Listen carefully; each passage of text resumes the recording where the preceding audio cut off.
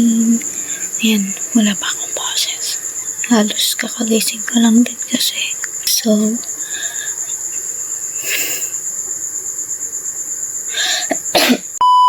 welcome back to my YouTube channel. It's me, Regine. Ba't nag-ASMR, no? So, Sunday ngayon. Anong gagawin natin? Bago magsimba, kailangan ng face guard plakado. So, I have coffee with me. Binash ko na yung hair ko kagabi para hindi na ako mag-wash ng hair ngayon kasi sobrang aga namin aalis. Kailangan makaalis kami ng 5:30 at 4:23 na. Can you imagine that? Ayan, tagal-tagal ko mag-makeup. Puyat kasi ng puyat. Kanina, naligo na ako ng katawan. So, nagsuot lang ako ng pambahay muna para hindi ko matumihan yung susuotin ko. Naka-all black pa naman ako.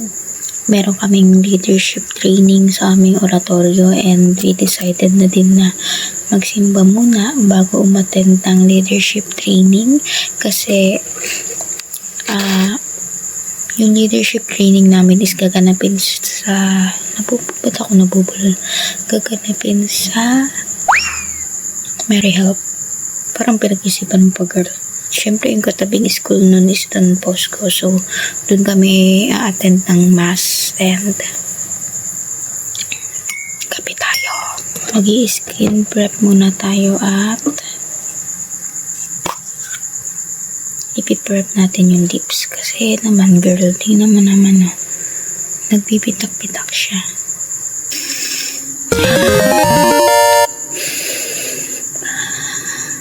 Sinisipon kasi ako. Kape. Sarap.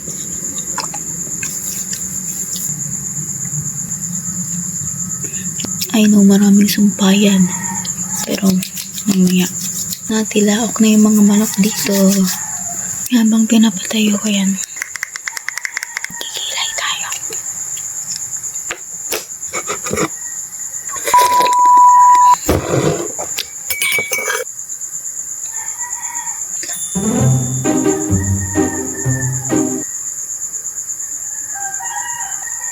Bukod sa eyeliner, pagkikilay ang pinaka mahirap for me. Pero number 1 na mahirap for me pag nagme-makeup ako is eyeliner. Kasi girl, nakakailang ulit talaga ako dyan. Buburahin ko yan talaga. Pero ngayon, medyo nadadalian na ako magkilay. Kasi sa ulo ko na yung brows ko. Pero ang eyeliner, never. Isa sa mga nagpapatagal yan sa pag-makeup ko. Oo, hindi talaga pantay yung kilay ko. Tatakpan na natin yung mga sumpa sa mukha natin. Dahil magpipintura tayo ng mukha. Patagi ng katapagan, ha? Ano daw? Gamit lang ako ng brush para mas lalo siyang kasi nasira na yung sponge ko. Mas madali sana if sponge. Don't judge me kung paano ako mag-makeup, ha? Kasi wala akong sinusunod. Basta kapag effective sa akin, edi go. Wait lang, may muta. Paano ba yan? Grabe yung redness na mukha ko. Pero syempre, mas grabe yung eye bags ko. Takpan natin yan. Hindi siya maitim pero ang lalim niya. Kita niyo ba yan yung ganyan? Ewan ko kung ayan yun kasi dati hindi naman ganyan yan. Kaya takpan natin. At syempre kailangan natin magmadali, no? Kasi anong oras na? 4:33 na. Syempre dapat ang susi sa pagiging plakado ang mukha ay dapat pantay ang iyong kilay. Joke lang. See the difference? Wala namang pinagkaiba. Charis. Pero, yun.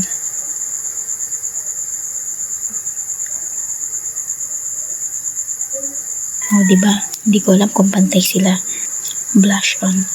Pero sa ngayon, ang gagamitin kong blush is lipstick as my cream blush, and then papatungan ko na lang siya ng powder para maging long lasting siya. Hindi ko alam kung totoo ba yun. Mag-a-apply na din ako ng nose contour sa aking nose contour.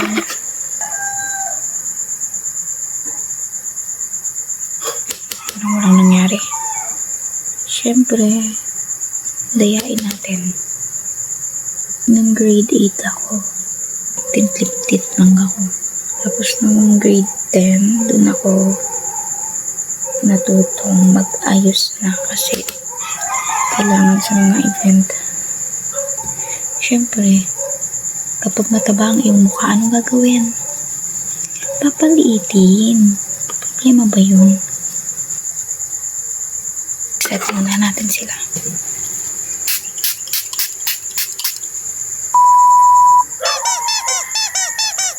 Pretty secret. Start ako dito. Nagmamadali na ako, ma.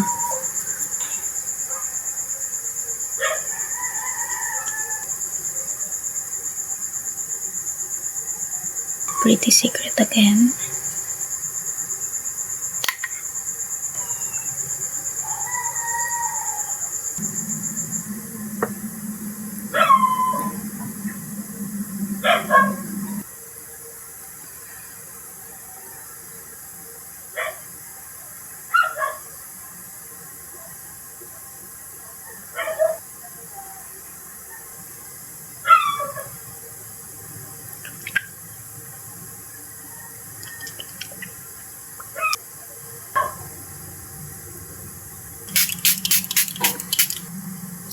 Finalize ko lang itong look.